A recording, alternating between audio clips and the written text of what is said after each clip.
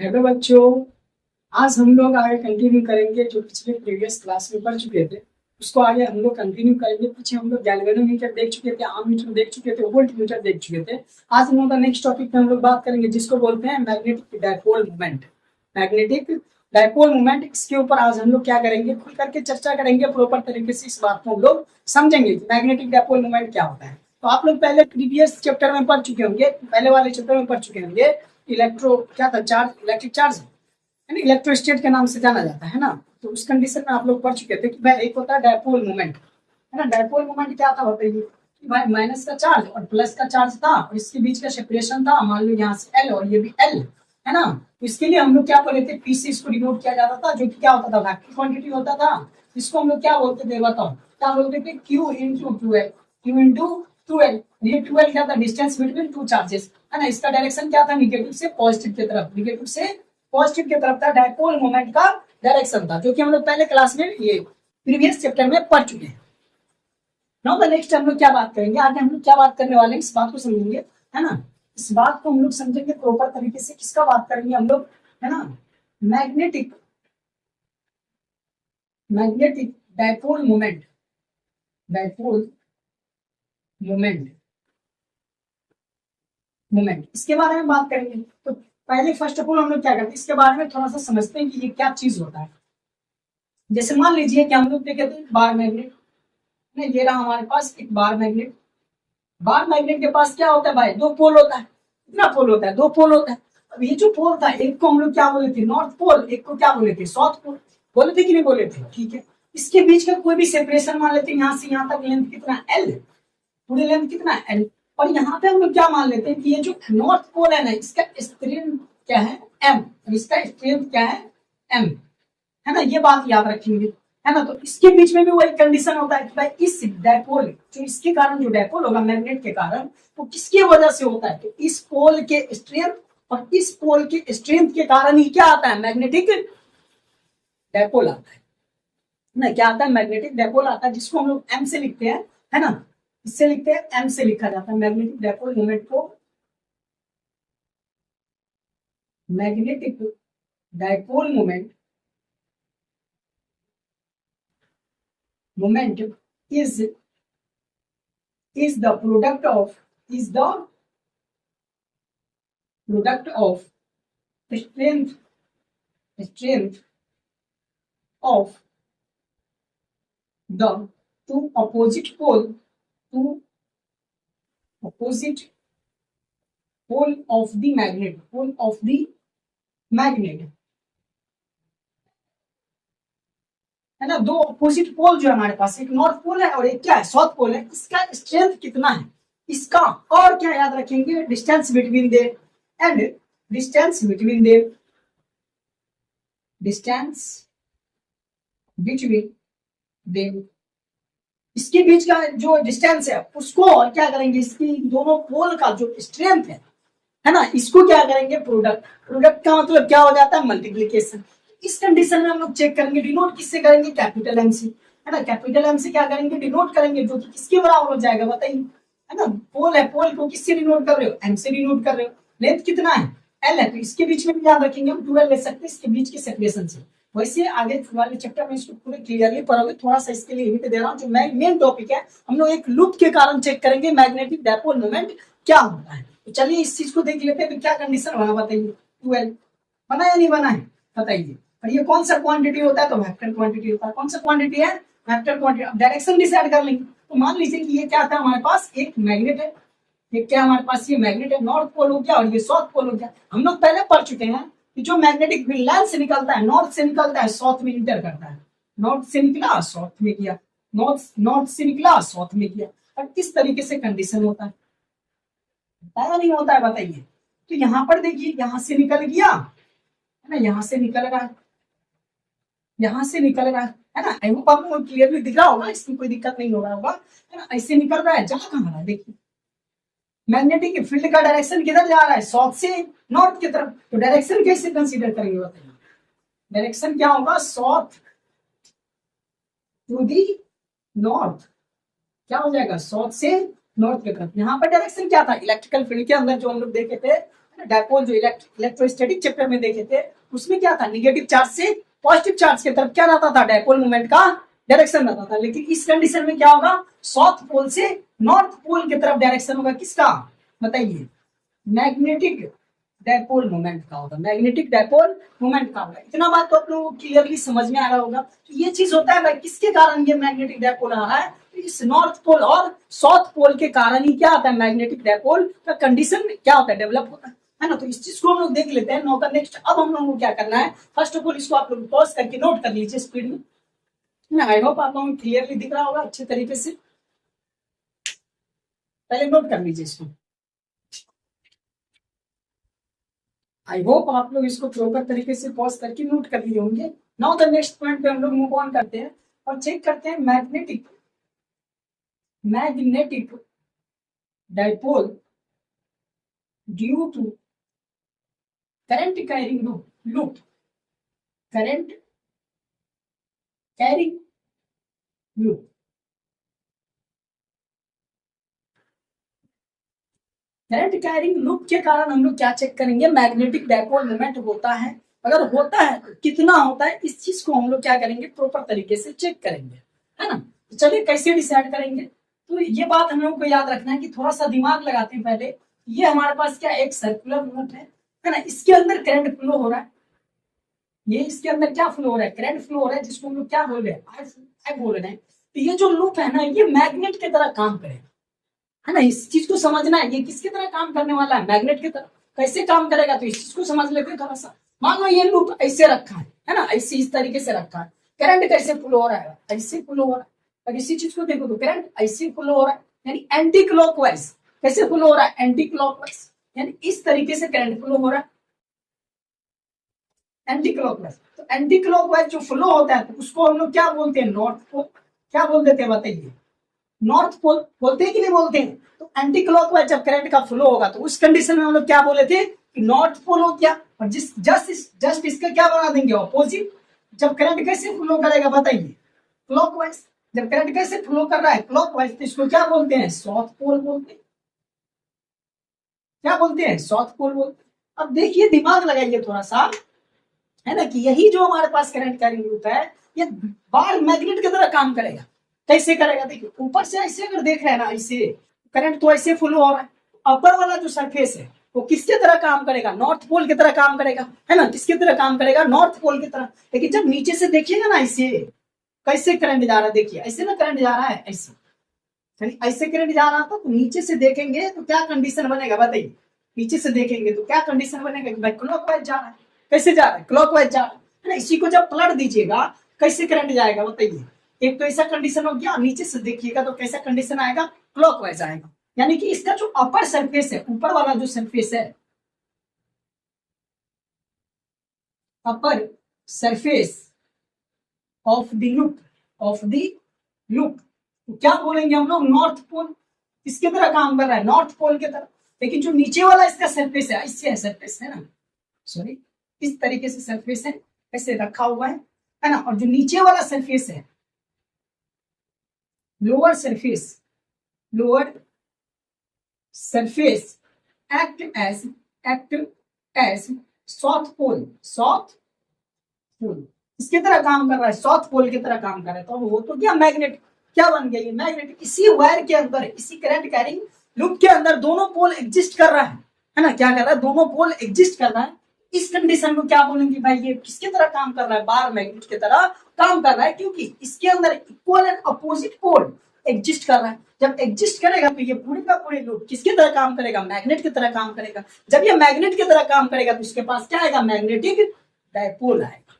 आई hope आप लोगों को क्लियरली समझ में आ रहा होगा, दिक्कत नहीं हो रहा होगा, है ना। चलिए नो द नेक्स्ट, दिमाग लगाते हैं हम लोग, है ना। यानी क्या लिखेंगे बताइए, क्या लिखेंगे, और करंट कैरिंग लूप और करंट कैरिंग लूप, सॉरी क्या लिखेंगे, has loop has two equal and opposite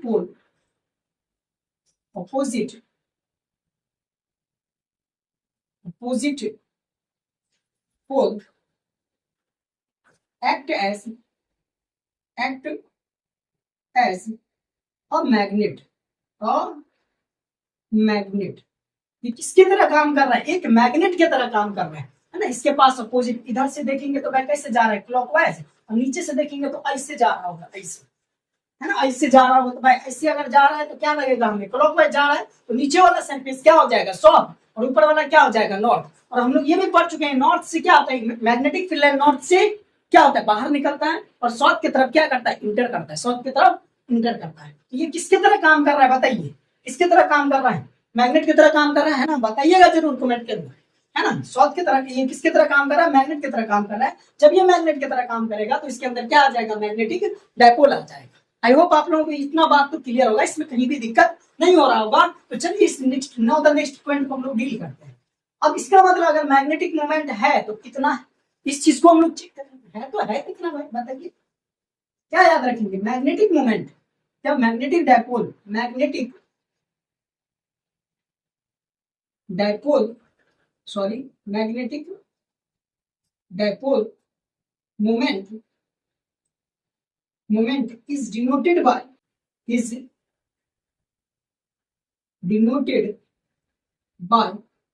capital M, किससे डिनोट करते हैं, कैपिटल M। और ये जो मैग्नेटिक डायपोल मोमेंट है ये क्या होता है, is directly proportional to the, is directly proportional to the current, strength of current,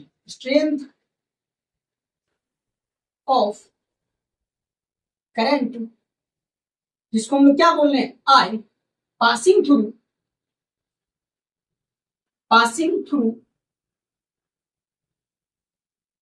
a loop. कहां से पास कर रहा है बताइए, एक लूप से पास कर रहा है। कितना बात हो गया, समझ में आ रहा है कि नहीं आ रहा है बताइए। यानी क्या बोला गया है कि जो मैग्नेटिक डायपोल मोमेंट है, जिसको हम किससे लिखते हैं, एम से लिखते हैं, जो डायरेक्टली होता है किसके, डायरेक्टली प्रोपोर्शनल होता है स्ट्रेंथ ऑफ करंट, जो किससे पास कर रहा है, एक करंट कैरिंग लूप से पास कर रहा है। ये लूप सर्कुलर भी हो सकता है, रेक्टेंगुलर भी हो सकता है, स्क्वायर भी हो सकता है, लेकिन क्या बनेगा, लूप ही बनेगा। इस बात को नहीं याद रखना है। करंट की क्या होगा, डायरेक्टली होगा, एंड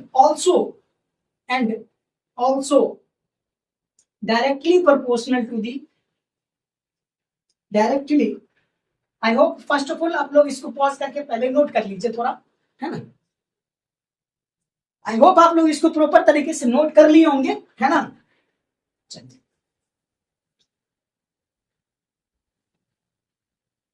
यानी हम लोगों ने क्या देखा कि इसके बाद कि आल्सो मैग्नेटिक मोमेंट या magnetic dipole moment is directly proportional to the area of the loop, directly proportional to the area of the loop। अब इसी चीज को हम लोग एक्सपैंड करके लिख लेंगे कि मैथमेटिकली कैसे एक्सप्रेस करेंगे इसको, है ना। तो चलिए देखते हैं क्या कंडीशन होता है। क्या बोला गया कि जो मैग्नेटिक मोमेंट है वो डायरेक्टली है किसके, करंट का, है ना। इसको मान लेंगे equation first. Now the next जो मैग्नेटिक मोमेंट है वो डायरेक्टली प्रोपोर्शनल किसके, एरिया का। इक्वेशन क्या मान लेंगे, सेकंड, है ना। अब इसको कंबाइन कर लेंगे, है ना। दोनों को क्या करेंगे भाई, आपस में क्या करेंगे, कंबाइन कर देंगे। जब कंबाइनिंग करेंगे क्या आएगा, magnetic moment is directly proportional to the I A. क्या आ जाएगा, आई। यहाँ से प्रोपोर्शनलिटी साइन को हटाते हैं, हम लोग को पहले से पता है प्रोपोर्शनलिटी साइन को हटाते हैं तो क्या लाते हैं, एक कांस्टेंट लाते हैं, जिसको क्या बोला जाता है, प्रोपोर्शनलिटी कांस्टेंट बोला जाता है ना। तो यहाँ पे क्या करेंगे, हम पुट करेंगे, बराबर क्या हो जाएगा, के आई ए। के क्या है, के कुछ नहीं है, क्या है, कांस्टेंट है,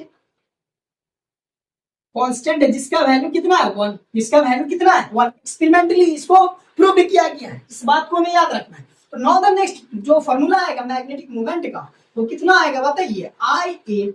कितना आ गया, आई ए। एकदम क्लियर समझ में आ रहा है कि नहीं। यानी कि ऐसे कंडीशन बना हुआ था, यहाँ से करंट जा रहा है, कितना करंट जा रहा है बताइए, आई करंट जा रहा है ना। ये जो आई करंट जा रहा है इसके कंडीशन में मैग्नेटिक जो मोमेंट है वो किसके डायरेक्टली है, इस करंट के डायरेक्टली है। कितना लूप से ये पास कर रहा है, लूप से ये करंट कितना पास कर रहा है, इसके क्या डायरेक्टली है। और इसके पास एरिया कितना है, इसके पास एरिया कितना है, इसके लिए क्या है, डायरेक्टली है। तब इसको जाकर के हम लोग क्या बोलेंगे, मैग्नेटिक मोमेंट बोलेंगे। क्या बोल देंगे? मैग्नेटिक मोमेंट बोल देंगे। आई होप आप लोगों को पूरे तरीके से क्लियरली समझ में आ रहा होगा, कोई इसमें परेशानी नहीं हो रही होगी। नाउ द नेक्स्ट, दिमाग लगा के हम लोग, है ना, फिर क्या कंडीशन बनेगा? अब इसका डायरेक्शन, क्योंकि मैग्नेटिक मोमेंट क्या है भाई, किस तरह का क्वांटिटी है, आप लोग बताइएगा। पहले इसी चीज को बताया है ना, मैग्नेटिक मोमेंट किस तरह का क्वांटिटी है, ये बात आप लोगों को कमेंट में लिखना है ना। अब इसका डायरेक्शन हम लोग पता करते हैं। डायरेक्शन ऑफ मैग्नेटिक मोमेंट,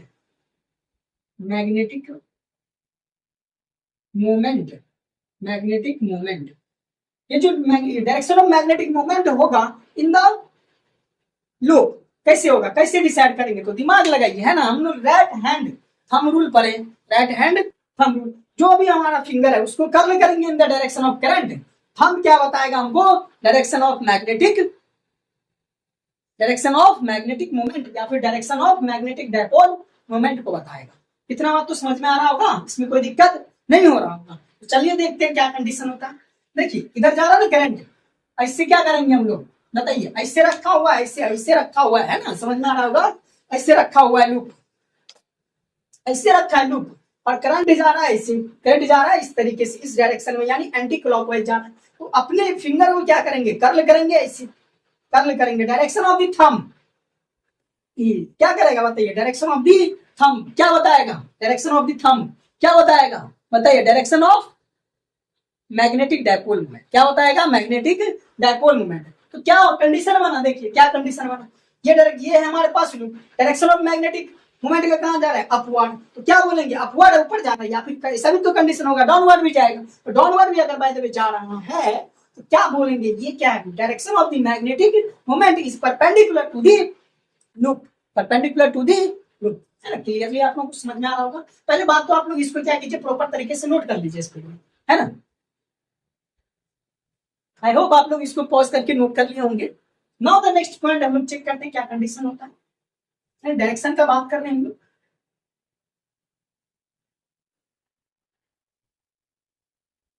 हमने क्या सीखा कि direction of the magnetic moment, है ना, direction of the magnetic moment is, यहीं पे लिख दे क्या, चलिए, is perpendicular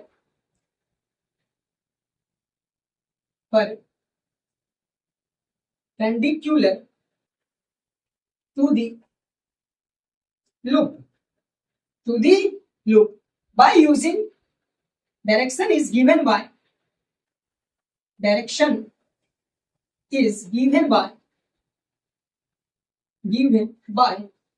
hand thumb rule, right hand thumb rule क्या था, है ना। ये बात भी हम लोग देख चुके हैं कि भाई इससे पहले जो फोर्स का डायरेक्शन निकालते थे राइट हैंड थंब रूल का यूज करके निकालते थे। फ्लेमिंग का लेफ्ट हैंड का रूल यूज करके हम लोग क्या करते थे? डायरेक्शन ऑफ फोर्स निकालते थे, डायरेक्शन ऑफ मैग्नेटिक फोर्स निकालते थे, है ना। यहाँ पर इसी राइट हैंड थंब रूल का यूज करके हम लोग क्या करेंगे? इस मैग्नेटिक मोमेंट का डायरेक्शन को निकालेंगे। इसको निकालेंगे, बताइए, direction of the magnetic moment. I hope आप लोगों को इसमें कोई दिक्कत नहीं हो रहा होगा भाई, है ना। तो चलिए नाउ द नेक्स्ट हम इस चीज को देखते हैं। तो इसका डायरेक्शन कैसे बना? ऐसे जा रहा है upward. Direction of magnetic moment या magnetic dipole moment is upward, है ना। इस कंडीशन में कहा जा रहा है मैग्नेटिक मोमेंट का डायरेक्शन। कोई बात इसमें कोई दिक्कत है आप लोगों को बताइए?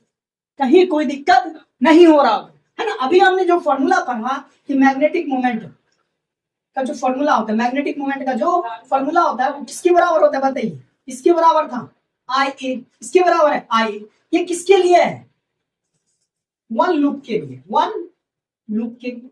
फिर बाद मान लीजिए कि एन नंबर ऑफ लूप हो, N turn of a loop हो, N turn of a loop, loop कितना हो? एन नंबर ऑफ टर्न हो, क्या हो जाएगा? Magnetic moment will be equals to N I A, N I A. कितना आसान, बताइए, हलवा है कि नहीं है ना। कितना आसान लग रहा है, कोई दिक्कत है इसमें बताइए? कोई दिक्कत नहीं हो रहा होगा। आई होप मुझे पता होगा आप लोगों को कोई भी दिक्कत नहीं हो रहा होगा। अगर आप लोग प्रॉपर तरीके से पैसेंस के साथ अगर देखिएगा तो वीडियो आपको काफी ज्यादा इंटरेस्टिंग लगेगा, है ना, और काफी ज्यादा अच्छे तरीके से समझ में आएगा भी, है ना। इसमें कोई दिक्कत नहीं होगा। डायरेक्शन फाइंड करने के लिए हम लोग इससे पहले भी पढ़ चुके वेक्टर क्वांटिटी के अंदर। जब वेक्टर पढ़े थे तो उस टाइम में हम लोग पढ़े थे, क्या पढ़े थे बताइए?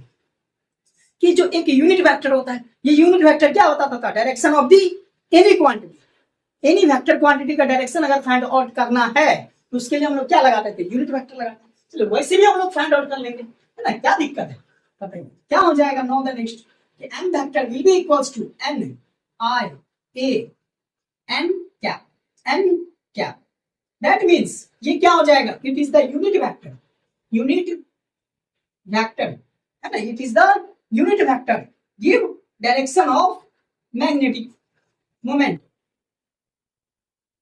Give direction of, give the direction of magnetic moment, magnetic moment या magnetic dipole moment, dipole moment, है ना। आई होप आप लोगों को ये नीचे भी दिख रहा होगा, कोई दिक्कत इसमें नहीं हो रहा होगा, है ना। फर्स्ट ऑफ ऑल आप लोग क्या कीजिए, इसको पॉज कीजिए, नोट कीजिए। नाउ द नेक्स्ट हम लोग आगे बढ़ते हैं, आगे मूव ऑन करते हैं, क्या कंडीशन बन सकता है ना, है ना, इसको रफ कर दिया जाए, है ना, बताइए। आई होप आप लोग इसको नोट कर लिए होंगे।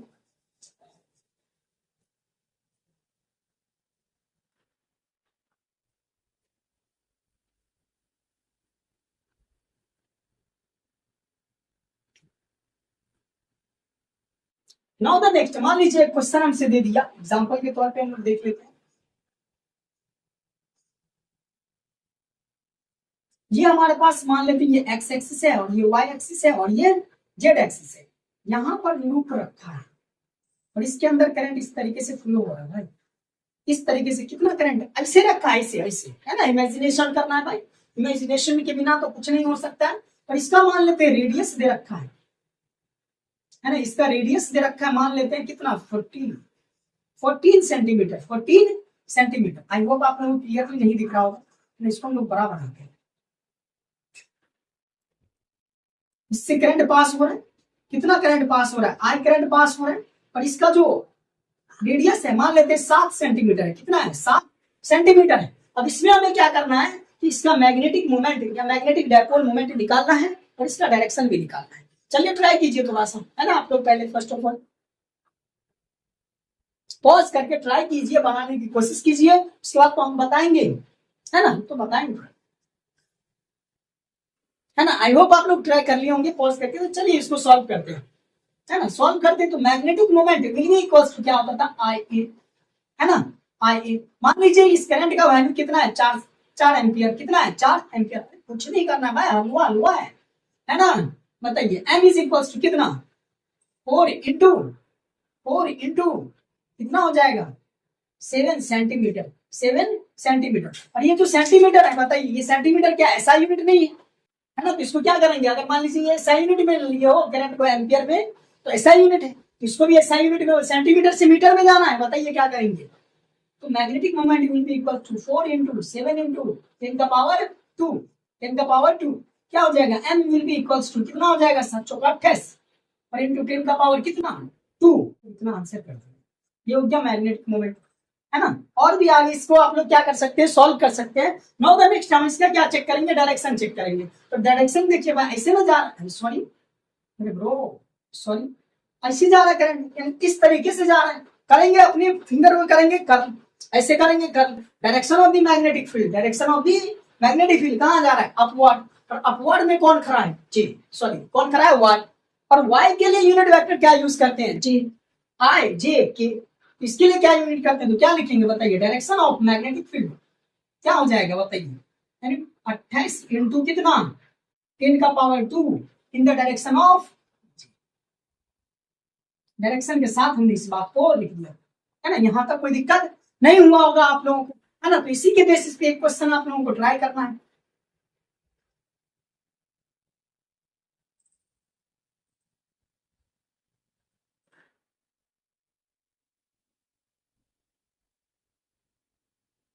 मान लीजिए इस तरह का लूप दे रखा है, इससे करंट पास हो रहा है, मान लेते हैं हम करंट पास हो रहा है, current will be equals to मान लेते हैं कितना, है ना, 1 एम्पियर पास कर रहा है, कितना 1 एम्पियर।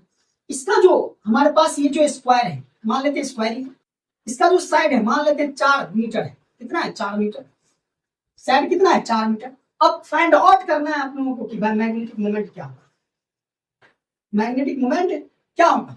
फर्स्ट ऑफ ऑल आप लोग इसको पॉज करके नोट करके इसको प्रॉपर तरीके से सॉल्व कीजिए पहले, है ना। मतलब इसका डायरेक्शन किधर होगा, है ना, डायरेक्शन इसका किधर होगा। अरे बना लीजिएगा ना इसको, कितना एरिया निकाल लेंगे। एरिया ऑफ द स्क्वायर क्या होता है, एक का स्क्वायर यानी 4 का स्क्वायर, कितना 4 का स्क्वायर, और करंट इतना है, मल्टीप्लाई कर दीजिए। डायरेक्शन क्या है बताइए, डायरेक्शन क्या है। ऐसे ना करंट जा रहा है, डायरेक्शन किधर है, आउटवर्ड दी प्लेन। आउटवर्ड दी प्लेन जो डायरेक्शन होता है वो कौन सी डायरेक्शन में, जेड डायरेक्शन। और जेड के लिए क्या लिखते हो, कि क्या फाइनली जो डायरेक्शन आएगा बनाइएगा आप लोग इसको जरूर, ठीक है। डायरेक्शन किधर जाएगा, ठीक है, चलिए बना ही देते हैं भाई इसको। M will be equals to कितना आएगा, आई ए, है ना। एम विल बी आई कितना है 1 इनटू, है ना, इसका स्क्वायर यानी कितना हो जाएगा 16, यानी finally M will be equals to कितना 16, है ना। डायरेक्शन किधर, ये क्या डायरेक्शन विल बी, ठीक है। आई होप आप लोगों को इतना कोई इसमें कोई समझने में दिक्कत नहीं हो रहा होगा, है ना। फर्स्ट ऑफ ऑल आप लोग इसको पॉज कीजिए और नोट कीजिए इसको प्रॉपर तरीके से।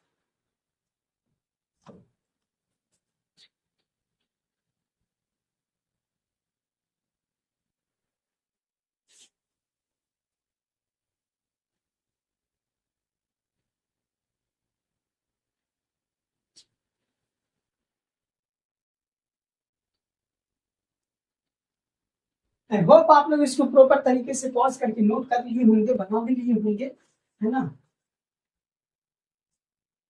चलिए नेक्स्ट हम लोग क्या सोचते हैं, क्या करेंगे, क्या कंडीशन बनाएंगे, क्या कंडीशन अप्लाई करेंगे। अब ये चेक करते हैं कि जो एक इलेक्ट्रॉन होता है और ये इलेक्ट्रॉन क्या करता है, ऑर्बिट के अंदर क्या करता है, रिवॉल्व करता है ना, इस तरीके से।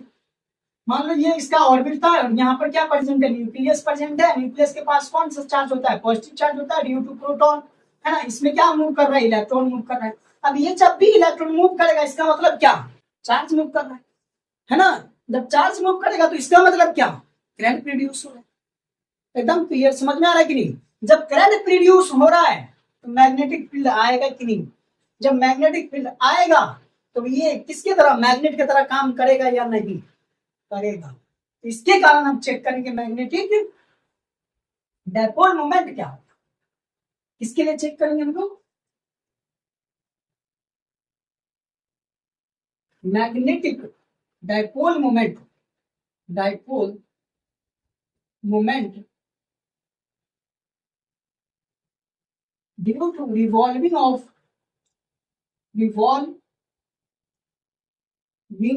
of an electron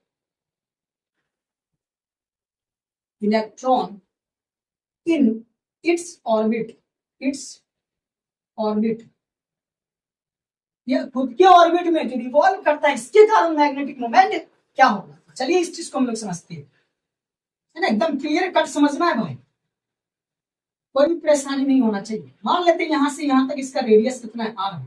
कौन मूव कर रहा है, इलेक्ट्रॉन इकलौता मूव कर रहा है ना। इकलौता नहीं, बहुत सारा हो सकता है ना इलेक्ट्रॉन। इन फर्स्ट ऑर्बिट में हम लोग जानते हैं कितना होता है 2n का स्क्वायर, उसके हिसाब से हम लोग इसको काम करते हैं, है ना। तो चलिए नाउ द नेक्स्ट हम लोग पता करते हैं, मूव कर रहा है इस डायरेक्शन। करंट का डायरेक्शन किधर, ये क्या है, वेलोसिटी ऑफ इलेक्ट्रॉन। ये जो डायरेक्शन है ये क्या है, velocity of electron, city of electron. Electron का वेलोसिटी है, यानी इलेक्ट्रॉन इस डायरेक्शन में चल रहा है, इस डायरेक्शन में एंटी क्लॉकवाइज। तो करंट किधर जाएगा बताइए, एकदम कमेंट सेक्शन में भर दीजिए इस बात को, क्या होगा करंट किधर, करंट किस डायरेक्शन में बताइए। चार्ज तो इस डायरेक्शन में मूव कर रहा है, चार्ज के अपोजिट क्या मूव करता है, करंट मूव करता है भाई। तो यानी इस डायरेक्शन में क्या होगा, करंट का फ्लो। अगर इलेक्ट्रॉन फ्लो कर रहा है एंटी क्लॉकवाइज, करंट कैसे जाएगा, क्लॉकवाइज। करंट कैसे जाएगा, क्लॉकवाइज। तो चलिए नाउ द नेक्स्ट, इसका मैग्नेटिक मोमेंट हम लोग निकाल लेते हैं, है ना। तो मैग्नेटिक मोमेंट आई होप आप लोगों को क्लियर दिख रहा होगा, है ना। कहीं दिखने में अगर दिक्कत हो तो बताइएगा जरूर, है ना। इसका फॉर्मूला हम लोग अभी पढ़े हैं, आई ए। क्या पढ़े हैं, आई ए, है ना। और आई क्या है, करंट। करंट का एक और फॉर्मूला हम लोग पढ़े, आई होप इधर वाला रीजन आपको सही से दिख रहा होगा, है ना।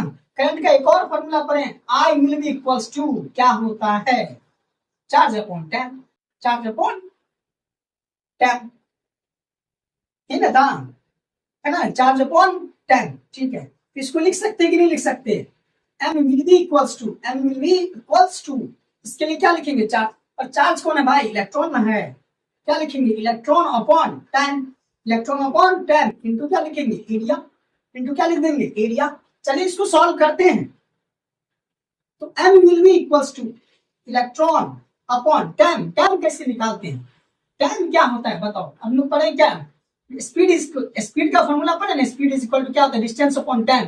तो time will be equals to distance upon speed. Distance upon speed. और डिस्टेंस कितना? देखो ये इलेक्ट्रॉन कितना डिस्टेंस कवर करेगा? 2 पाई आर, यानी पूरे सर्कमफेरेंस यानी 2 पाई आर, 2 पाई आर है ना। और वेलोसिटी कितना है? v। वेलोसिटी कितना? v। और एरिया ऑफ दी लूप क्या है? पाई आर स्क्वायर। पाई आर का स्क्वायर। चलिए इसको सॉल्व करते हैं। क्या बनेगा बताइए करने से? m will be equals to e v upon 2 pi R into क्या हो जाएगा? पाई आर का स्क्वायर। आई होप आप लोगों को प्रॉपर तरीके से क्लियरली दिख रहा होगा, इसमें कोई परेशानी नहीं हो रहा होगा। पाई से पाई को उड़ा देंगे, आर से आर को उड़ा देंगे, क्या बचेगा बताइए? क्या बचेगा? कुछ तो बचेगा, बताइए क्या बचेगा? m will be equals to क्या हो जाएगा बताइए? ई भी आर और अपॉन का एकदम 2। ये आ चुका है मैग्नेटिक मोमेंट या magnetic dipole due to an electron revolve its orbit. एक ऑर्बिट में जो इलेक्ट्रॉन रिवॉल्व करता है उसके कारण मैग्नेटिक मोमेंट कितना होता है? EBR upon 2। EBR upon 2। आई होप आप लोगों को क्लियरली समझ में आ रहा होगा, इसमें कोई दिक्कत नहीं हो रहा होगा। तो आप लोगों से रिक्वेस्ट ये है कि अगर वीडियो अच्छा लगा हो प्रॉपर तरीके से इसको सपोर्ट कीजिए, है ना। आप लोग सपोर्ट नहीं करते हैं, पूरे YouTube के ऊपर वीडियो ये जब पहुंचता है लेकिन आप लोग सपोर्ट इसको नहीं कर पाते हैं। तो इस चीज को सपोर्ट कीजिए प्रॉपर तरीके से, कमेंट कीजिए, लाइक कीजिए। अगर आपको इस चीज में समझ में आया है ना, थोड़ा सा भी रत्ती भर भी समझ में आया ना भाई, तो कमेंट कीजिए, लाइक कीजिए, सब्सक्राइब कीजिए चैनल को और फॉलो कीजिए इसको। इसी तरीके से हम आपके लिए क्या करेंगे? प्रॉपर तरीके से वीडियो बनाएंगे क्लियर। कोई भी दिक्कत वाली बात इसमें नहीं हो रहा होगा आप लोगों को, है ना। कोई दिक्कत है नहीं? फर्स्ट ऑफ ऑल इसको कोर्स कर लीजिए, नोट कर लीजिए। आज का क्लास हम लोग इसी जगह क्या करेंगे? एंड करेंगे। नाउ द नेक्स्ट हम लोग क्या करेंगे? इससे आगे का जो टॉपिक है उसको सॉल्व करेंगे। साइक्लोन वाले टॉपिक को लेकर के आएंगे और उसको हम लोग प्रॉपर तरीके से सॉल्व करेंगे, है ना। चलिए इसको नोट कर लीजिए, है ना। Thank you for the watching.